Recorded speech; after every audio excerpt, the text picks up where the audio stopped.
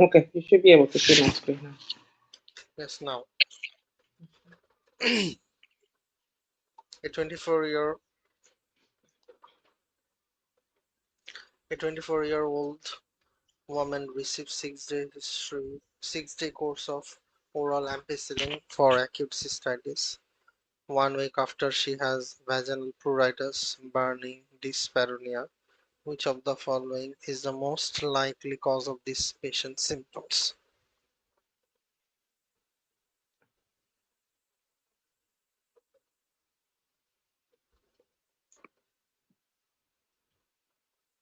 Okay. So it's candida. This patient presented signs and symptoms of vaginal pruritus, burning, dyspareunia after a recent course of antibiotics are suggestive of vulvovaginitis from Candida albicans. While Candida species compose an element of normal vaginal flora, overgrowth can occur and lead to vulvovaginitis. Candida is the most frequent associated species. Candida, as a cause of vulvovaginitis, can be distinguished from other causes by abnormal, often white vaginal discharge with normal vaginal pH, negative KOH, and absence of motile organism or wet mouth. Microscopy will show pseudohyphae, which can confirm the diagnosis. Risk factors for Candida include use of medication, especially antibiotics and OCP, and use of intravaginal or intrauterine contraceptive and immunocompromised state. Candida vulvaginitis is treated with intravaginal antifungal agents such as clotrimazole, miconazole, nystatin, or urofluconazole. Okay, next. 27-year-old primary-gravid white woman at 9 weeks of gestation comes to the physician for her first prenatal visit. There is no family history of genetic disorder, thrombophilia, intellectual disability, intellectual developmental disorder. Examination show uterus consistent in size of 9 weeks of gestation. Which of the following is the appropriate recommendation for this patient?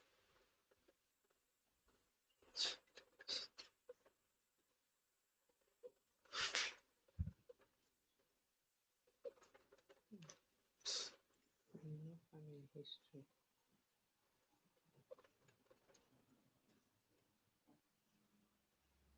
Mm,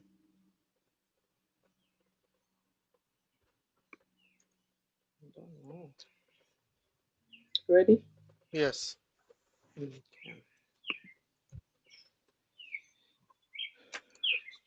So, cystic fibrosis screening. The first prenatal visit is used to establish a baseline medical and gynecologic history, date the pregnancy, and perform lab and genetic screening for potential maternal and fetal issues. Genetic screening can include screening for trisomies and sex chromosome aneuploidies with cell-free DNA from maternal blood and genetic carrier screening for heritable disorder present in that population. In white patients, these disorders include uh, cystic fibrosis, Tay-Sachs disease, and spinal muscular atrophy. Screening for additional disorders can be tailored based on the patient's ethnicity and disorders found in that population. Example, Amish, Ashkenazi, Jewish, African American. Fibrosis is a autosomal recessive disorder characterized by failure to pass meconium in infancy, recurrent sinus and pulmonary infection, digital carbon bronchiectasis, pancreatic insufficiency due to deficient trafficking of membrane chloride channel. Cystic fibrosis carrier state increases the risk that the child may have the disorder if the father is either a carrier or affected. The first prenatal visit should also include routine labs like CBC, CMP, assessing risk for hemolytic disease of the pneumo like ABO, RHD, antibody screen. Um, Risk for acquiring communicable disease like rubella antibodies, risk for pyelonephritis, urine culture to screen for asymptomatic bacteriuria, and risk from prenatal transmission of STI like chlamydia, Neisseria, HIV, syphilis, Hep B. It is not BNC. Diabetes is not routinely performed at the first prenatal visit. In patients who don't have symptoms concerning for diabetes, hyperlipidemia, polyuria, weight loss, or risk factors such as history of pre-gestational prediabetes, obesity, prior history of gestational diabetes. These otherwise healthy patients should be offered 1 hour glucose tolerance test to screen for diabetes 24-28. Serum lipid studies are not routinely recommended during pregnancy and do not often change management. Statin therapy is contraindicated in pregnancy, so no statin during pregnancy. Should this patient develop risk factors concerning for hyperlipidemia like obesity, diabetes, a lipid panel can be discussed after the postpartum recovery is complete. Okay, did not know that. Next, Which one? like you cannot give statin during Yes, pregnancy. So if she has like hyperlipidemia, you just wait after she delivers. You that's don't. true. You don't treat it. You just wait until she delivers. A 24-year-old primary gravid woman at 25 weeks of gestation is admitted to the hospital hour history because of 24-hour history of absent fetal movement. Pregnancy has been uncomplicated with no contraindication, vaginal spotting, or loss of vaginal fluid. She has received routine prenatal care. Vital signs are within normal limit. Physical examination shows no abnormality. Fundal height is 25 centimeter. Fetal heart tone cannot be heard on auscultation. Which of the following is the most likely to confirm the diagnosis? So just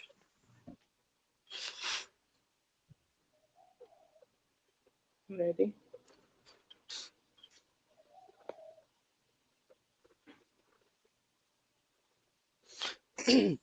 wait 1 minute. Mhm. Uh,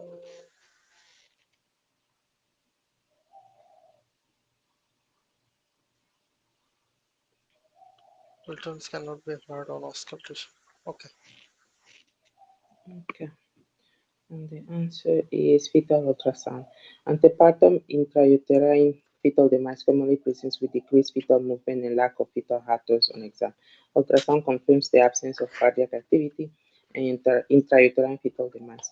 In high-income countries, stillbirth is more commonly result from chromosomal abnormalities, uteroplacental insufficiency, and maternal medical disease. In low-income countries, it's more commonly the result of maternal infection, preeclampsia and obstructed labor or delivery for antepartum intrauterine fetal demise is based on the mother wishes with immediate induction or delay natural delivery, both feasible options in the absence of any complicated medical issue. Labor typically begins 1 to 2 weeks after fetal demise. Coagulation abnormalities can occur with delayed delivery due to release of tissue factor from the placenta. This can lead to DIC, which presents with thrombocytopenia, prolongation of partial or PT and PTT, increased D dimer, and decreased fibrinogen. It's not a fetal non-stress test. It's an antepartum test pre- frequently performed for at-risk pregnancies. It measures the fetal heart rate and its response to fetal movement, which can be important predictor for health of the pregnancy. There are no fetal heartbeats heard on this patient examination, which will make a fetal non-stress test ineffective. Okay. Mhm.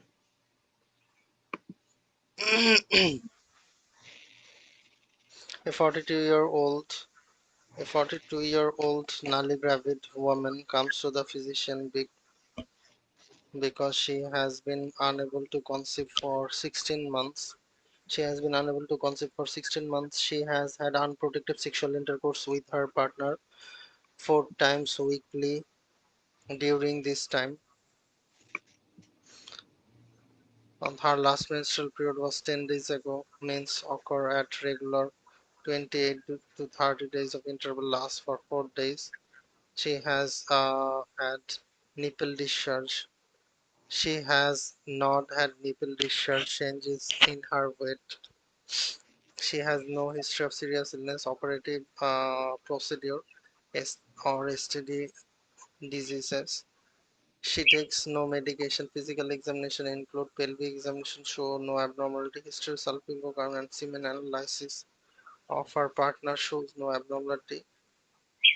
Results of the serum studies obtained on day 3 of her menstrual cycle are most likely show increase in which of the following concentration.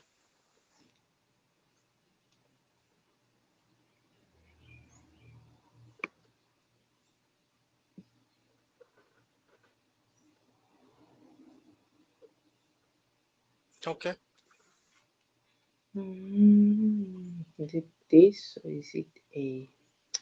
Okay.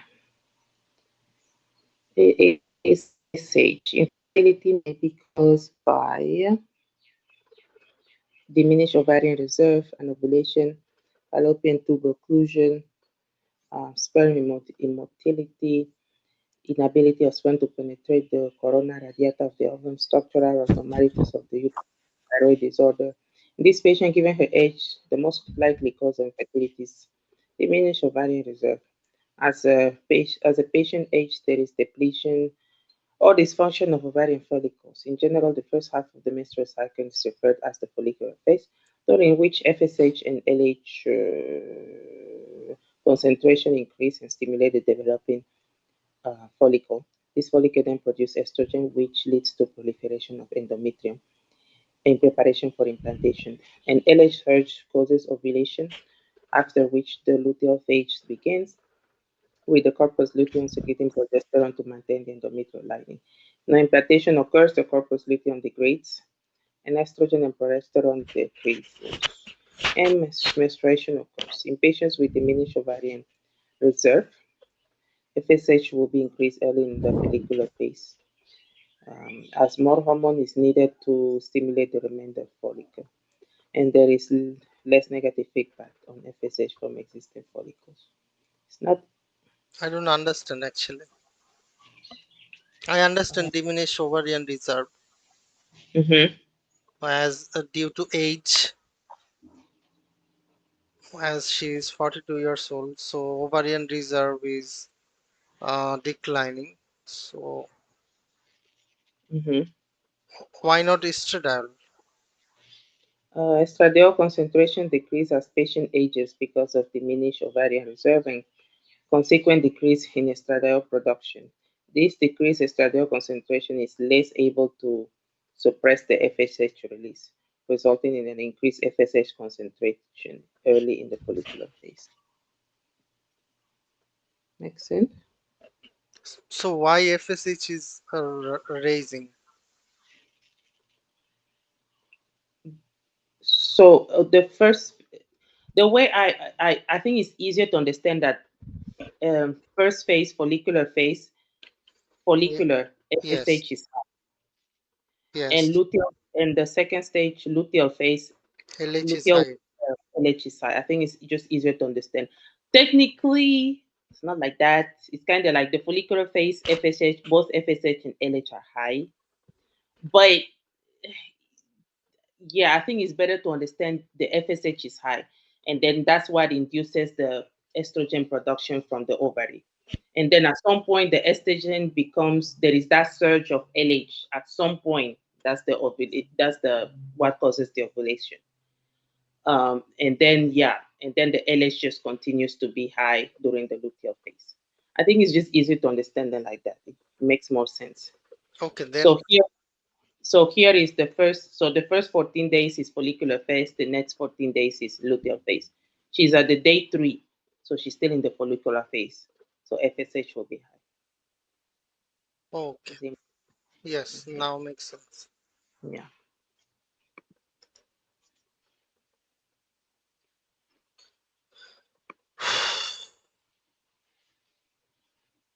A 31-year-old woman a 31-year-old woman gravida 3 para 3 comes to the physician for a postpartum examination 6 weeks after cesarean delivery. At 26 weeks of gestation, her pregnancy was complicated by preterm labor. The infant is improving in the ICU. The infant is improving in the ICU. Since delivery, the patient has had fatigue. The patient has a fatigue, insomnia, difficulty eating, frequent episodes of crying. She has been attempting to use a breast pump but has had poor milk production. Her husband is military, currently deployed overseas for 6 months. Her two other children are from a previous relationship and live with their father. Physical examination shows well-heeled incision. On mental status examination, she is flat affect and intermittent. She has flat affect intermittently tearful. She says she feels the nursery staff that do not like her. She is afraid that her husband will not return from the deployment. Edinburgh postnatal depression scale is 20 by 30. Which of the following is most likely diagnosis? Flat 6 weeks. Ready?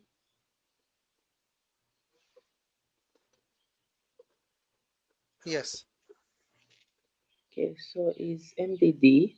This patient presentation meets the criteria for MDD with peripartum onset, which presents with typical symptoms of MDD, five or more of the following for 2 weeks or greater. Depressed mood, decrease and energy, anhedonia, sleep disturbance, change in appetite or weight, guilt, feelings of worldliness, poor concentration, psychomotor retardation, recurrent thoughts of death, which can include suicidal ideation and may be delayed by as much as 12 months after delivery. Risk factors for MDD with peripartum onset include sleep disturbance, child care stress, decreased estrogen concentration, breastfeeding difficulty, what am I? Body image dissatisfaction, and poor postpartum social support.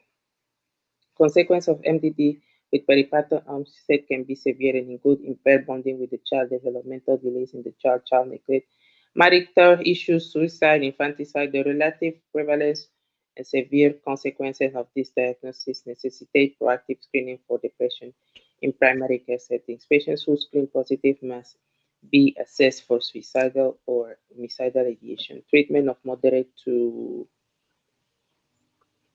severe MDD with peripartum onset typically includes CBT in combination with SSRI, which pose minimal risk for breastfeeding and inpatient admission in high-risk situations. Next. yes.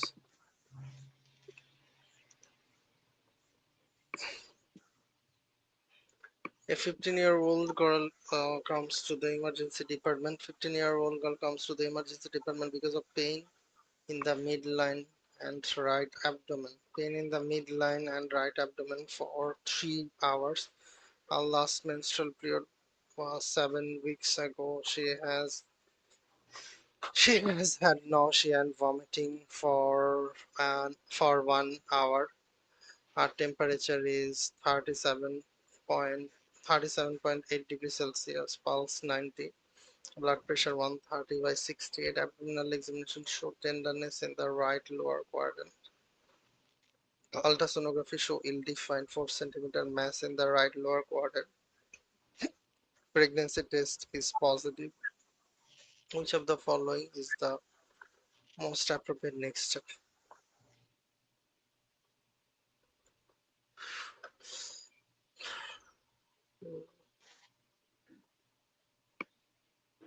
Mm, ready?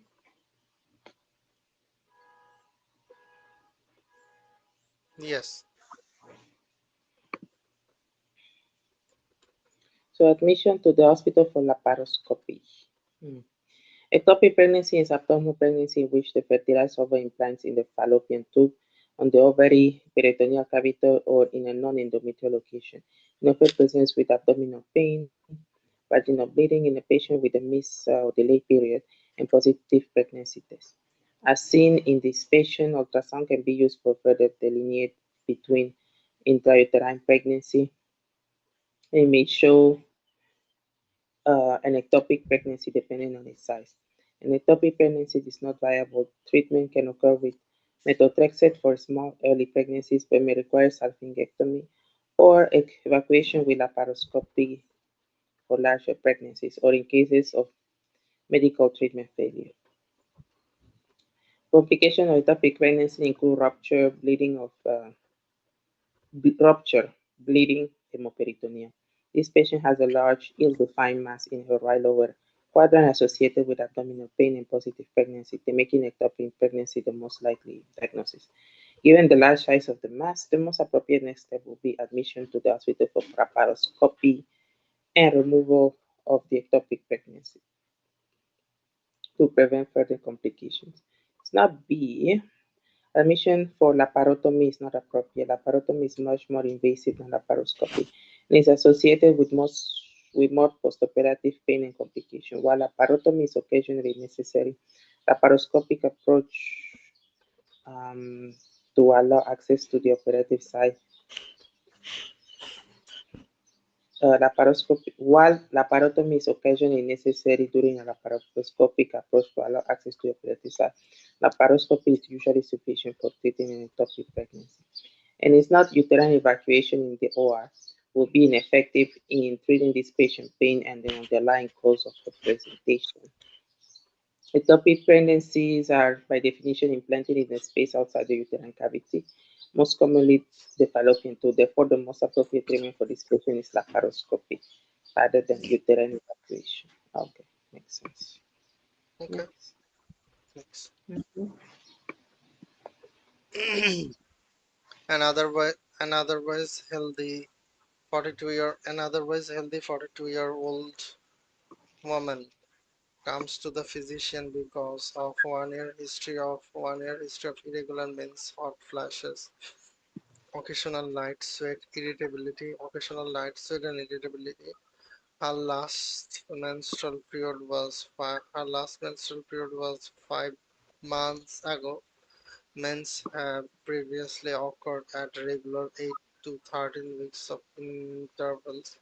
She is sexually active, uses condom for contraception.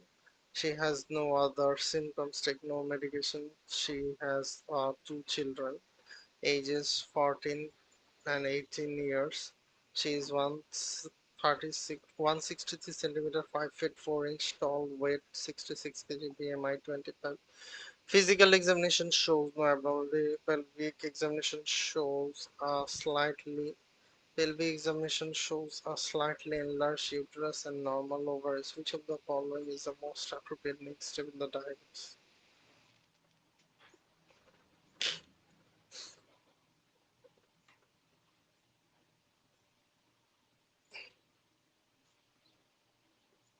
Okay, ready?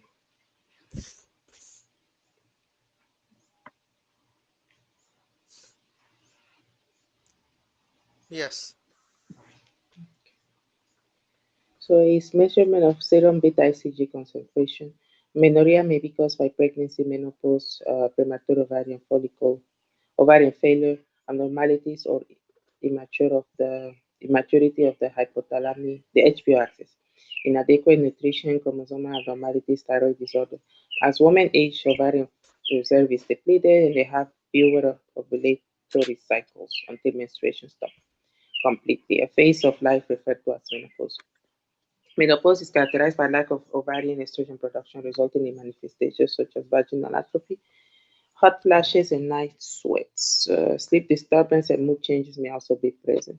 While menopause has a median age of like 50 years old, symptoms can begin early than that in some patients. Menopause before 45 is referred to as early menopause, whereas menopause occurring before 40 is primary ovarian insufficiency. Younger patients who present with signs of menopause, such as irregular menses, uh,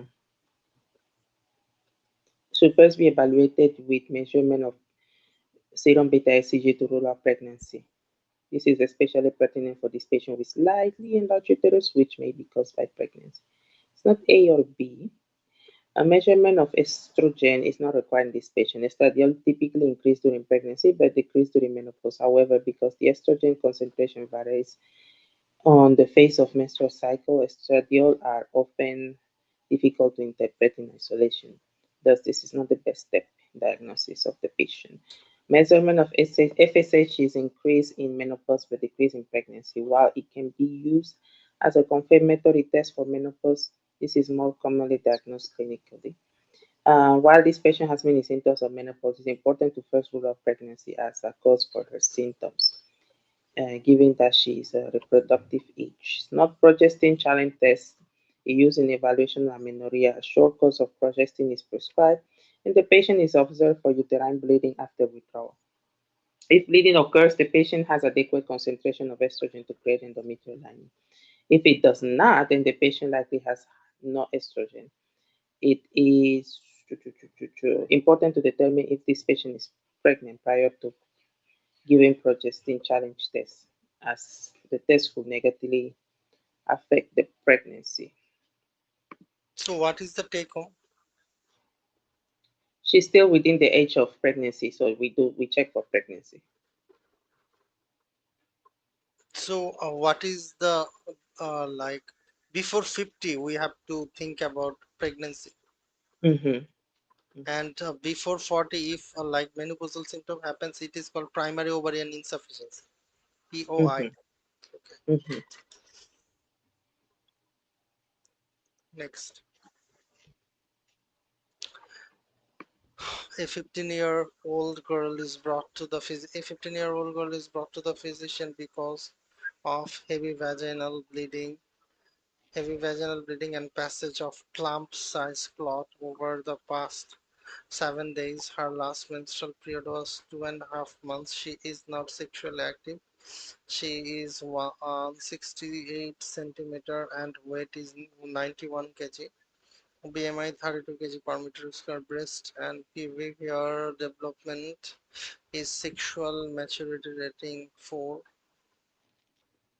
Examination show 50 ml clot in the vaginal vault. The cervix is os is closed. The uterus is normal in size and contour. Her hemoglobin concentration is 10. Which of the following is the most appropriate treatment?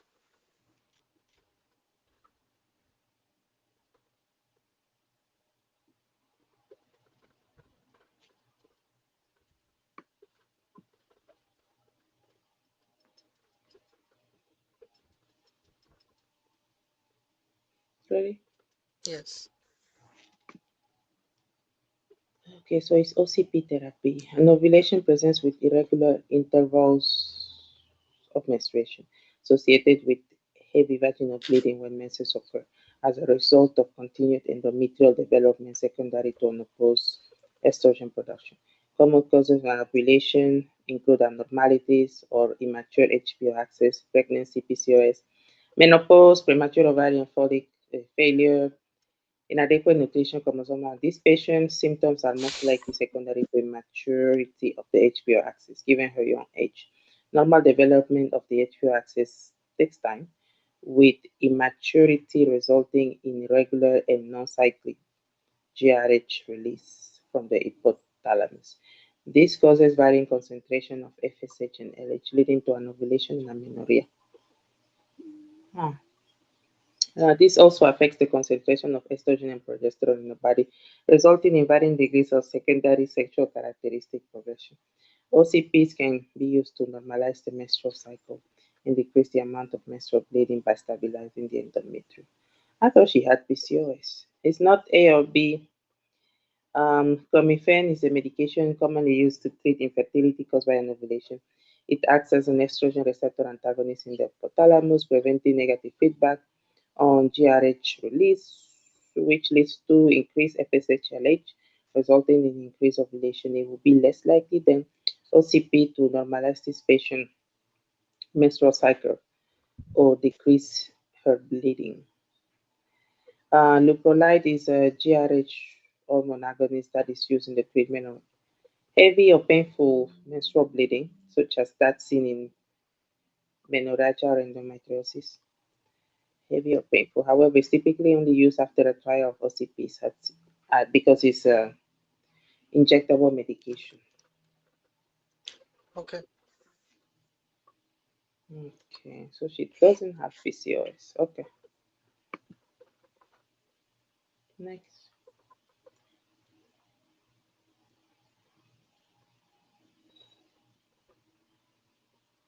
a 27-year-old gravida to para 140 weeks of gestation is admitted to the hospital. Is admitted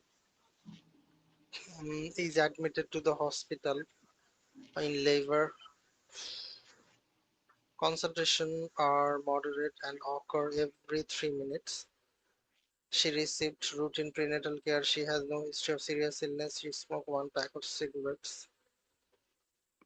Continued to smoke throughout. Fetal heart rate tracing is shown. Cervix 100 centimeter, effaced 5 centimeter dilator, vertex 0 station. Um, the membrane are intact. Which of the following is the most likely cause of this patient's heart?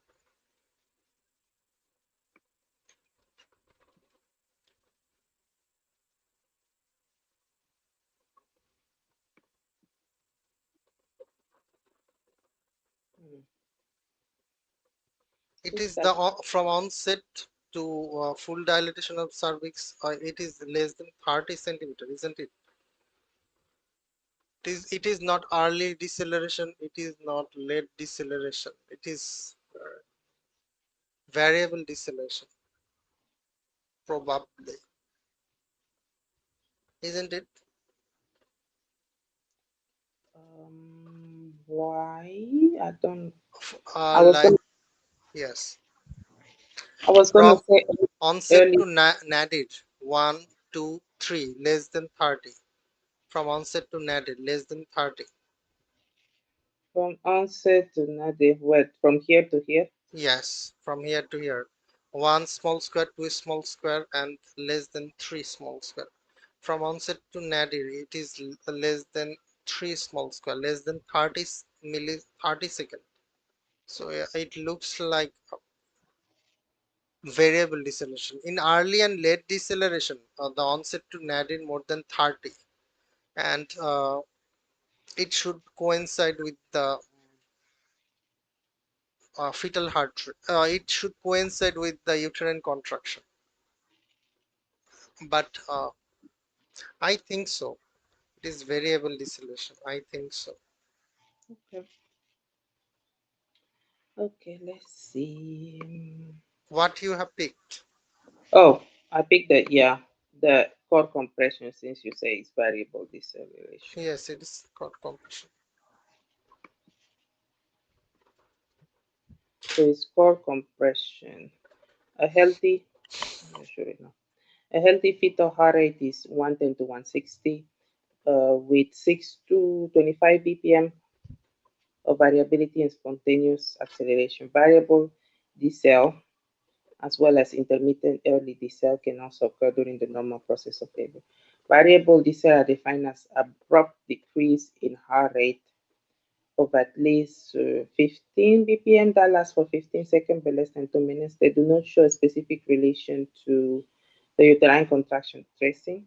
They are caused by umbilical cord compression, and that results in decreased blood flow to the fetus, an increased peripheral systemic vascular resistance, and an autonomic response of fetal bradycardia. These decelerations can cause fetal hypoxemia and acidemia if prolonged, frequent or paired with other concerning signs of fetal distress, such as late decelerations, absent variability or minimal accelerations. Treatment can include maternal repositioning and amnioinfusion to alleviate the compression by repleting the volume of fluid in the amniotic sac. So you said because here to here is more than three square, Less than 3. less than three, that's why It is variable. it's There are variable. three types of deceleration: early deceleration, late deceleration, and variable deceleration. Early and late deceleration. It should be more than 3 small square, like more than 30 seconds from onset to nadir. And early deceleration, it actually coincides with the uterine contraction, and late deceleration, it does like first uterine contraction, then the fetal heart rate, like it comes late. You got my point. Mm-hmm. Got it. Next.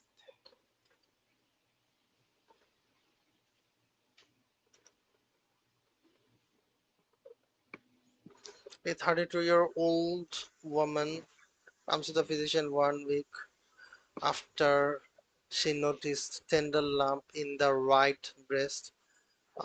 Routine breast self-examination. She has no history of serious illness, take no medication. Mens occur at 28 days of interval. Her last menstrual period was 2 weeks ago.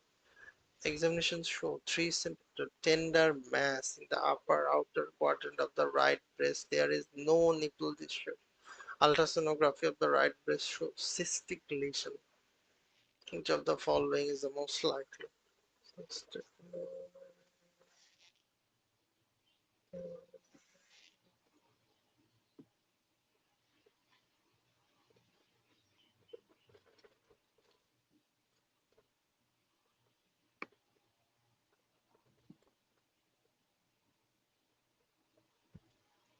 Okay.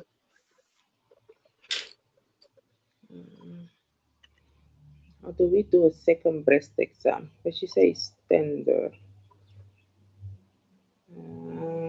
Okay. High needle aspiration of the mass. This premenopause patient with tender cystic lesion has a breast cyst. Breast cysts are benign lesions that may be found in isolation or as part of fibrocystic changes. They may be hormonally responsive and fluctuate in size during menses. However, thorough evaluation is necessary for any patient who presents with a breast mass, as in this case. The most common dermatologic cancer in women, breast cancer. Evaluation should include a thorough history, including family history, physical exam. Physical exam typically shows a smooth, rubbery, freely mobile mass with no coexisting skin changes, lymphadenopathy, or nipple discharge in benign lesions. Um, in contrast, malignant lesion often present with irregular, firm adherent masses. Further evaluation includes diagnostic imaging with either mammogram or ultrasound. If ultrasound shows a cystic lesion, fine needle aspiration should be completed to see if the mass resolve and to treat the patient-associated symptoms. If the cyst disappears and if fluid analysis is benign, a further exam is needed. If it does not, biopsy should be performed to rule out the malignancy. It is not second breast examination in 6 months is incorrect. Any patient who presents with a breast mass should be evaluated to rule out malignancy in order to decrease mortality associated with a delayed diagnosis. This patient should undergo further testing with fine needle aspiration to ensure her breast lesion is benign. Okay, so cystic mass can still be cancerous. Okay, next. Okay. A 42-year-old woman, 28 weeks, a 42-year-old woman, 28 weeks of gestation, admitted to the hospital because of severe preeclampsia. Genetic testing is 16 weeks of gestation showed a fetus with trisomy 18, shows a fetus with trisomy 18. She refused pregnancy termination at that time.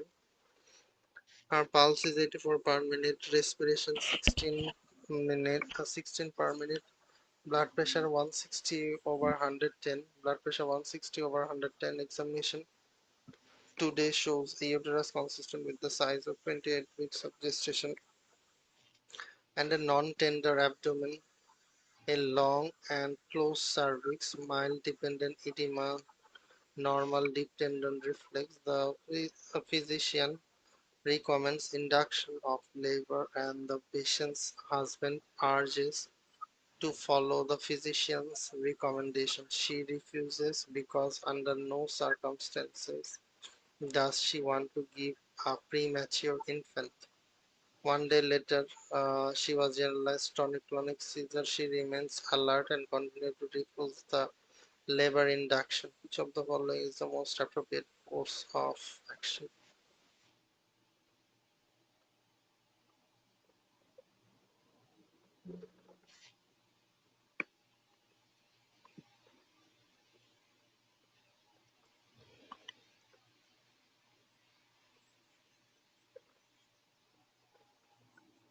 Okay. Ready? Yes. Await spontaneous labor because of the patient refusal of um, labor induction.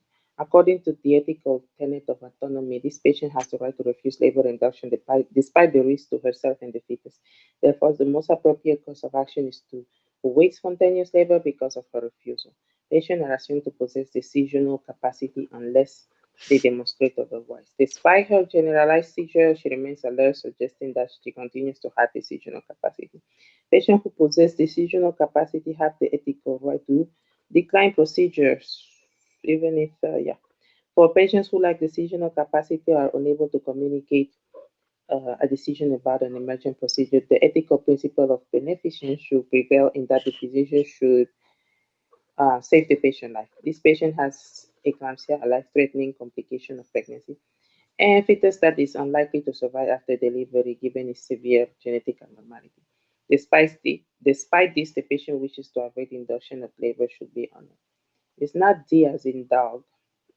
Deliver the fetus because the patient life is threatened is incorrect. The patient life is threatened with eclampsia, which is only relieved by delivery of the fetus. However, if these risks have been explained to her and she still declines induction, these wishes should be honored. If this patient died due to Huh? if this patient died while Uh-huh. seizing in eclampsia, then what will happen? Nothing. She died. Sorry, What do you mean? What will happen? like is if this patient died, Mhm. then what will happen to the physician? Nothing, because the patient has consented. She said she didn't want it. But the patient's husband told to do as the physician wants. Yeah, but the patient is the wife is the patient. It's not the husband. Yes, I know that. Yeah. A bit weird. Okay, Okay, you want to stop here because it's 35. You want to do. okay, Uh, let's do some biostat. is being evaluated for early detection of stomach cancer. The test relies on measurement of a new marker for gastric cancer. The study concludes that compared to traditional strategies of endoscopy evaluation of high-risk patients, the new screening test increases survival by several weeks. This increase in survival is statistically significant, although no difference is detected in the rate of radical gastrectomy between two groups. No difference is detected. Okay. Which of the following is most likely to affect the study results presented above?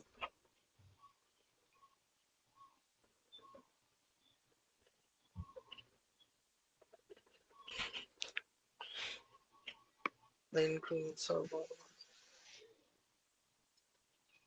If it is there is no difference between the like it is statistically significant, Okay. then what will happen? Next. Uh, so, okay. A new screening test for prostate cancer tends to diagnose non aggressive forms of the disease, but often misses the more aggressive forms. An apparent increase in survival after implementation of the test will be most likely affected by. Um, non-aggressive forms, but often this is more.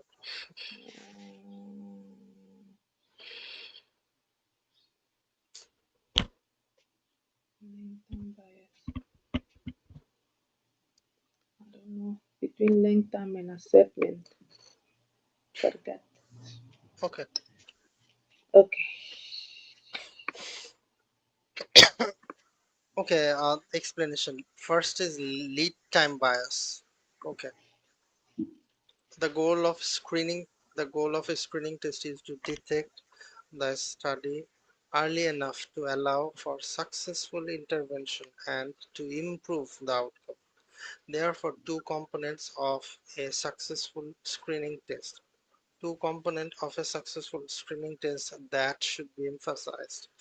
Early detection of the disease earlier than routine routine diagnostic and increase the survival associated with the implementation of the test. Sometimes a screening test leads to earlier detection of the disease and to apparent increase in the survival. Yet, when the data is scrutinized more closely, it is found that the apparent increase in the survival is due to earlier detection and not to successful intervention or improved prognosis. This phenomenon is referred as lead time bias.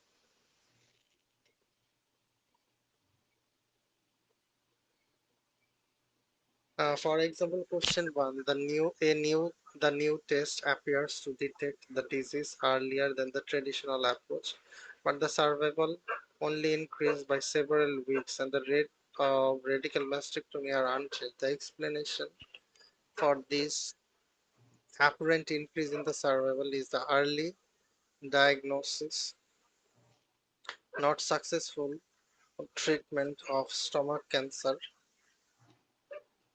Prognosis seems to be the same of the both groups.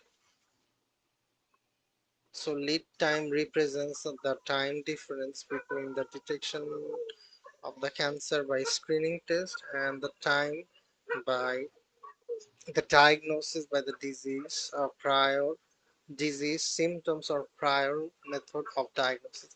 And the length time bias is the bias of the phenomenon whereby screening test preferentially detects less aggressive form of the disease, therefore increase the apparent survival time. This is the question two. When a new screening test detects more non-aggressive prostate cancer and fewer aggressive ones on the previous method of the diagnosis. Can you please explain? Oh, I don't know how I'm gonna explain that. Um,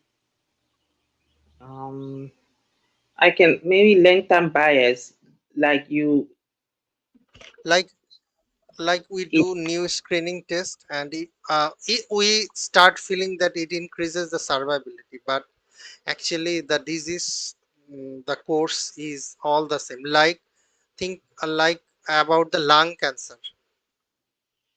In lung cancer we can do screening like low dose CT scan, but if we do this and we found the uh, we found the cancer, then we start thinking that this we can increase the survivability. Actually the disease course, like if somebody has lung cancer, the prognosis is all the same. That's what they mean. You got my um, point. Like if yeah, I somebody got it. has lung cancer and you found I found through like so low dose CT scan and you found through the symptoms. If you found through the symptoms, then the patient's lung cancer is already metastasized to somewhere, isn't it? Because lung cancer is very aggressive form of cancer, and the survival is all the same. Like if I found through the low dose CT scan, then the survival is 1 year, and if you found through symptoms, the survival is 6 months. Actually the disease course is like 6 to 1 year, 6 months to 1 years. That's what they mean. It's not what it means, but you can. I guess yeah, you can think of it like that. But the How way you you think, think? um, You got the two question right, isn't it? No, no, no. I just got the first one right. Okay, The length time, I think the length time is easier to understand. okay, The new screening procedure just detects the ones that are not aggressive, and it doesn't detect the ones that are aggressive. So it may look like, oh, this new screening, now that we screen it and we detected earlier, the patient lives more. But it's not true because it's not detecting the aggressive one. So the patient that have the aggressive one just die quicker. Does it make sense? That's the length time bias. I don't understand. No? Okay, okay, okay. Let me open that one. I think the length time bias I can explain it. The lead time, I do not think I can explain it. But okay, okay, let me, how do you delete all this? Okay, so length time. Oh, now my thing's not working. Oh, it's working. The aggressive form, the new, they give you the new screening, whatever test and whatever. And this is the non-aggressive cancer, the non-prostate cancer, non-aggressive prostate cancer. And then they give you this new screening test. You screen here, you detect the cancer, and then the screening, whatever. And then the patient lives long. So you say, oh, this new screening cancer is good because it detects whatever prostate cancer, and then the patient has a longer survival. So that's good. But then this new screening does not detect that's the non-aggressive, now the aggressive prostate cancer. It doesn't detect it. So that what happened with the patient that have aggressive cancer? They just died. So this is not a good screening method because it only detects the non-aggressive one. So it gives you the idea that, oh, the patient has a long survival. But it's not a good screening thing because it doesn't detect the aggressive prostate cancer. So these patients all die. Does it Okay, make sense? Yeah. yes, That's the leap. It's always the same for length time bias. It's always the same. They give you a screening test, then they will tell you, oh, it doesn't detect the aggressive form of the cancer. It only detects the non-aggressive, or it doesn't whatever. And then it's they are concluding that this is increasing the survival. This new screening thing is increasing the survival. So is it good or is it a gross? What kind of bias is that basically? And it's length time bias because it only detects the non-aggressive. It doesn't detect the aggressive. It's usually the same kind of question. That's for the length time. The lead time, I don't know. You can. I think you can think the way you explain it. You can think of it like that. But the problem with that way is, what if they give you a screening test that actually changes the survival? You see, like you said that, okay, one you detect with the symptoms, and the other one, your example, the other one you detect with what did you say, the low dose CT scan. And what if the question is telling you that um, there is survival, like that one works, the symptom one, it does increase the survival in the patient. So now you're not going to know that is lead time bias because they say that it increases the I don't know. You see what I'm saying? And it doesn't make sense. okay, Probably doesn't make sense. Yeah, probably doesn't make sense. But yeah, I guess yeah, you just think about it the way because most of the questions are the way you explain it. Yeah, yeah, just think about it like that. okay, Yeah. okay, we can stop for today. It's too much biostats. It's only two questions. It's too much, but it tire you